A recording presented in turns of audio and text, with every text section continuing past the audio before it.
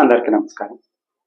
ఈరోజు మనం యోగాలోని ఉత్కటాసనం ఎలా వేయాలి, అలాగే దాని ఉపయోగాలు ఏంటో తెలుసుకుందాం.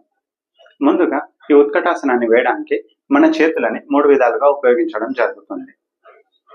ఈ 3 విధాలలో ఏదో ఒకటి మనం ఉపయోగించి ఈ ఉత్కటాసనం అనేది సాధన చేయవచ్చు. ముందుగా ఆ 3 విధాలు ఏంటో తెలుసుకుందాం.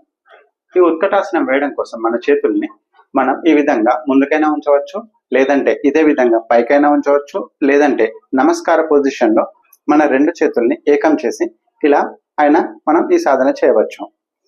ఇప్పుడు ఈ ఉత్కటాసనం ఎలా వేయాలో చూద్దాం.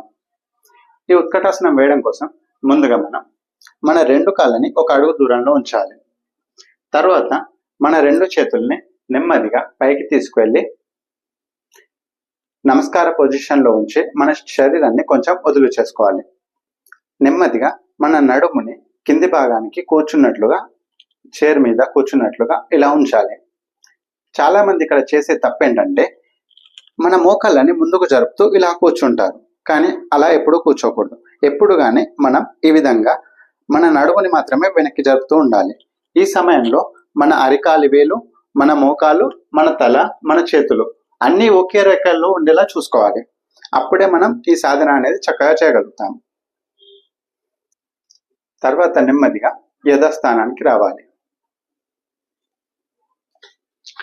ఇలా ఉత్కటాసనం వేసే సమయంలో ఎక్కువసేపు ఈ ఆసనంలో ఉండడం కోసం మన చూపు అనేది ఏదో ఒక విషయం మీద కానీ, ఒక వస్తువు మీద కానీ ఏకాగ్రతని పెంచుతూ ఉండాలి.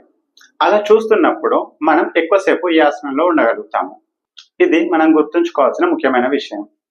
ఈ ఆసనం వేయడం వల్ల మనకి ఏకాగ్రత అనేది చాలా మెరుగుపడుతుంది. అంతేకాకుండా శారీరకంగా మన చేతులు కానీ, కాళ్ళు కానీ కండర వ్యవస్థ అనేది చాలా దృఢంగా తయారవుతుంది. ఎముకలు కూడా చాలా గట్టిపడతాయి. అంతేకాకుండా మన శరీరంలో రక్త ప్రసరణ వ్యవస్థ కానీ, ఇంకా మూత్రపిండాల పనితనం కానీ మెరుగుపడుతుంది. స్వస్తి.